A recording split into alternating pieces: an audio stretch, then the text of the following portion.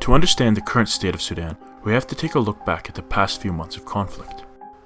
Brutal head of state Omar al-Bashir had been the dictator of Sudan for over 25 years. This is actually longer than 63% of Sudan's young population have even been alive. His tyrannical rule was filled with violence and corruption.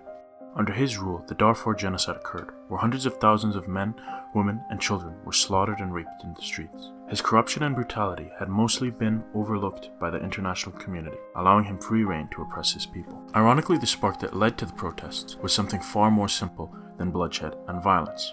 In December of 2018, inflation rates increased dramatically, and bread prices skyrocketed, making an already impoverished nation have even less reliable access to food.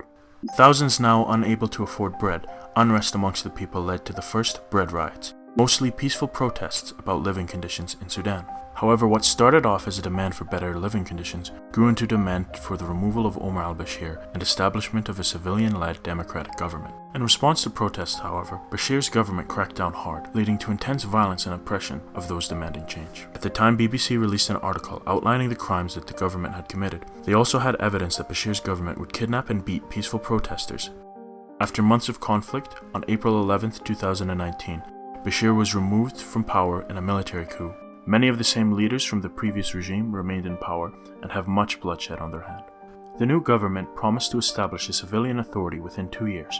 However, due to their distrust of the government, given the history of its leaders, protesters were not satisfied and remained in the streets.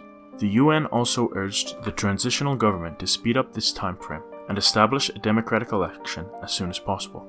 In order to try and appease some of the protesters, some restrictions were removed. However, most remain.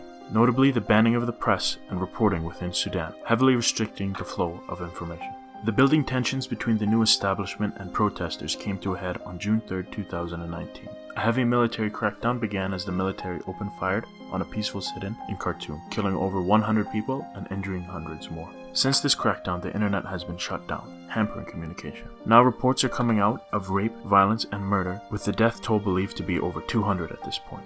While the military claims it wants opposition leaders to return to the negotiation table, they recently arrested many of them, causing a major setback in negotiations. A peaceful transition of power seems to be becoming less and less likely. As tensions rise, the fears for a civil war to break out. This is a civil conflict, so NGOs and charities in the area are unable to take sides outside of providing medical care and general supplies.